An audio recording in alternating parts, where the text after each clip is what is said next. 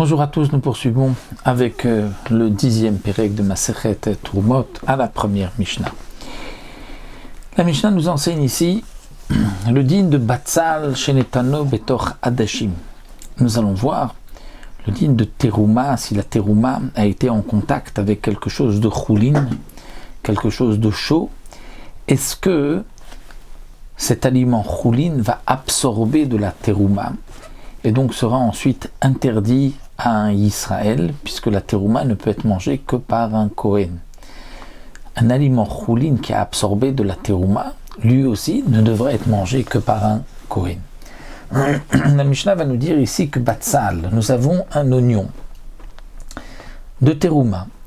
Shenetano betor adashim, il a été mis dans un plat de lentilles. Ce plat de lentilles est encore brûlant, est encore chaud. Et comme nous explique le Barthénoura, il s'agit ici de lentilles qui ont déjà cuit. On a déjà donc de ce plat, toutes les eaux des lentilles, tout est donc déjà sorti, il n'y a plus de liquide. Et donc maintenant, lorsque cet oignon est au contact de ces lentilles, c'est là qu'on va faire la différence et on va dire im shalem s'il est entier, moutar. Si l'oignon est entier, avec son écorce, il n'a pas été épluché, il n'a pas été coupé, et bien dans ce cas-là, nous dit la Mishnah, moutar, c'est-à-dire que les lentilles sont permises. Les lentilles ne vont pas absorber de l'oignon de terouma, étant donné que cet oignon, lorsqu'il est entier, il ne va pas rejeter, ne va pas donner du goût dans les lentilles. Et inversement aussi, si ce sont des lentilles de terouma et un oignon choulin, l'oignon ne va pas absorber de ces lentilles. Et donc, moutar, c'est-à-dire ce qui était choulin, restera permis à un Israël. Le Barthénoura précise que si l'oignon a cuit dans les lentilles, là, c'est évident que par la cuisson, l'un a absorbé de l'autre, et donc même si l'oignon est entier, les lentilles, si les lentilles sont choulin et l'oignon est de terouma, les lentilles ont absorbé de la terouma, et les lentilles ne pourront être mangées que par un Israël. Et donc la Mishnah continue de dire Ve'im chitecho, si l'oignon avait été coupé, alors benotenta, c'est-à-dire que il va interdire cet oignon de terouma, il va interdire les lentilles s'il a donné du goût dans les lentilles. Comment va-t-on savoir s'il a donné du goût? Le plus simple, c'est de demander à un Kohen de goûter. Un Israël ne peut pas goûter, puisque s'il y a de la terouma, lui ne peut pas en manger.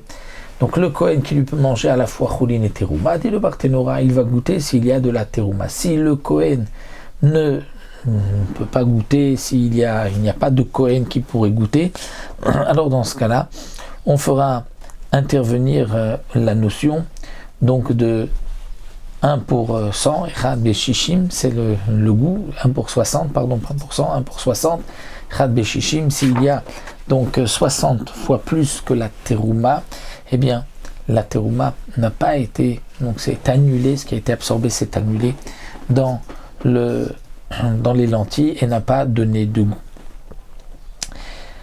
C'est vrai que nous avons vu jusque-là que la terouma s'annulait lorsqu'il y avait 1 contre 100. Cela signifie que elle ne s'annule pas lorsque c'est min bémino, c'est-à-dire la même espèce. Si on a un oignon de terouma avec des oignons de choulin. Mais lorsque c'est min mishino mino, comme ici nous avons l'oignon avec les lentilles, là c'est un rapport de 1 pour 60. La Mishnah continue. Ushar kol atafshil.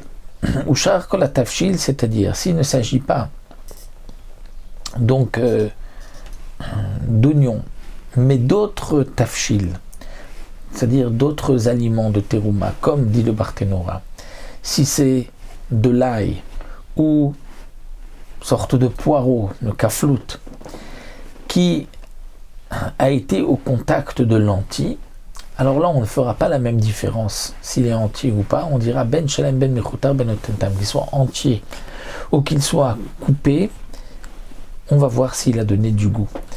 ce qui a été donc enseigné dans le début de la Mishnah, c'est propre uniquement à l'oignon, que si l'oignon est entier, qu'il n'a pas été épluché, il est avec son écorce, il est avec tout, dans ce cas-là, il ne donne pas de goût et il n'absorbe pas non plus.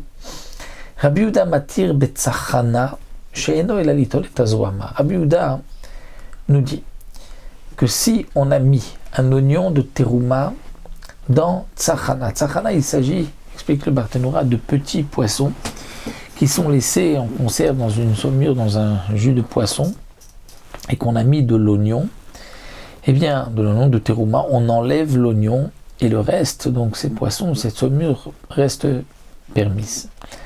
À condition, bien sûr, que l'oignon soit entier. Pourquoi ?